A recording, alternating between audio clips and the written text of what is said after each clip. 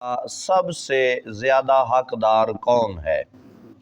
کس بندے کے ساتھ میں سب سے زیادہ اچھے سلوک سے پیش آؤں، وہ بندہ کون سا ہے؟ میرے اور آپ کے لجپال آقا علیہ الصلوۃ والسلام نے فرمایا تمہاری ماں ہے۔ اس نے عرض کی پھر کون ہے؟ آپ نے فرمایا تمہاری ماں۔ اس نے عرض کی پھر کون ہے؟ آپ نے فرمایا تمہاری ماں۔ اس نے پھر عرض کی پھر کون ہے؟ آپ نے فرمایا تمہارا باپ۔ ذرا غور طلب بات ہے، ابھی یہ حدیث مکمل نہیں ہوئی۔ نبی پاک علیہ الصلوۃ والسلام نے ارشاد فرمایا کہ تمہارے حسن سلوک کا سب سے زیادہ جو حقدار ہے وہ سب سے پہلے تمہاری ماں ہے۔ 3 مرتبہ حضور سے یہ سوال ہوا اور 3 مرتبہ حضور نے جواب میں لفظ ماں فرمایا۔ چوتھی دفعہ جب سوال کیا گیا تو حضور نے فرمایا کہ تمہارا باپ تمہاری ماں کے بعد سب سے زیادہ تمہارے حسن سلوک کا حقدار تمہارا باپ ہے۔ اب یہاں پر علماء نے جو تفسیر لکھی ہے اس میں فرماتے ہیں کہ اس میں یہ نہیں ہے کہ باپ کو گھٹا دیا گیا ہے اور اس کا چوتھا رتبہ رکھا گیا ہے، باپ کا چوتھا مقام رکھا گیا ہے، بلکہ یہاں پر یہ فرمایا گیا ہے کہ ماں کے متعلق لفظ ماں پہلے فرما کر 3 دفعہ لفظ ماں ارشاد فرما کر رب العالمین خالق کائنات نے ہماری محبوب نے ہماری ماں کی عظمت بیان کی ہے، اور چوتھے نمبر پر نبی پاک علیہ الصلوۃ والسلام نے باپ کا لفظ ارشاد فرما کر 4 درجے بیان فرمائے ہیں، اور فرمایا کہ کسی کے ذہن میں یہ خیال نہ جائے کہ ماں کا شان ہے اور باپ کا شان نہیں ہے۔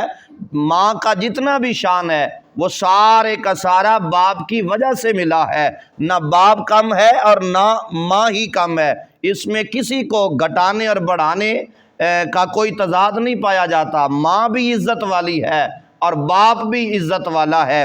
نبی پاک علیہ الصلوۃ والسلام نے ارشاد فرمایا کہ تمہارے سب سے زیادہ حقدار تمہارے والدین ہیں تمہارے حسن سلوک کے۔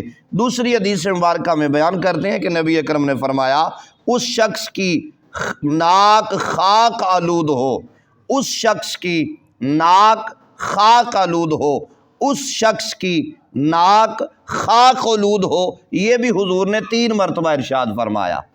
اور 3 مرتبہ ارشاد فرمانے کے بعد صحابہ کرام نے عرض کی یا رسول اللہ کون شخص کس کی ناک خاک آلود ہو؟ تو آپ نے فرمایا وہ شخص جو اپنے والدین میں سے ایک کو یا دونوں کو بڑھاپے کے عالم میں پائے اور پھر ان کی خدمت کی وجہ سے جنت میں داخل نہ ہو جائے۔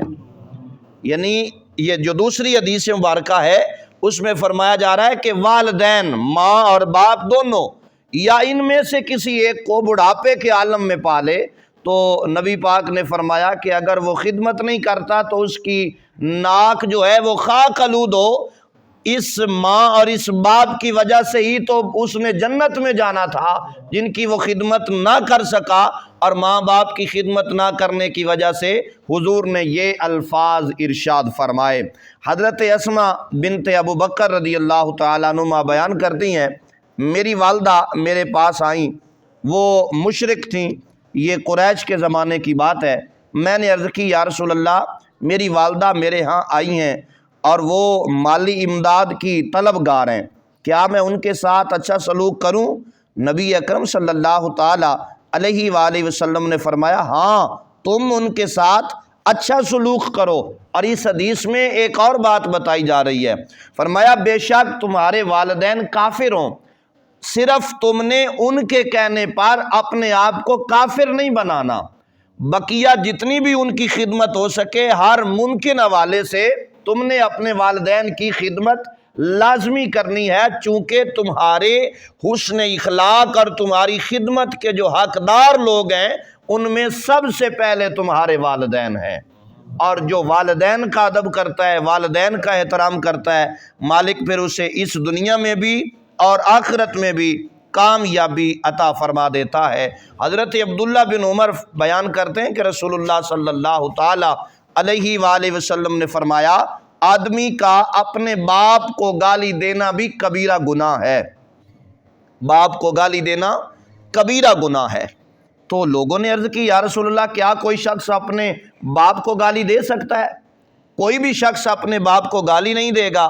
نبی پاک علیہ الصلوۃ والسلام نے ارشاد فرمایا ہاں گالی ہوتی ہے، گالی دیتے ہیں لوگ۔ یا رسول اللہ کیسے؟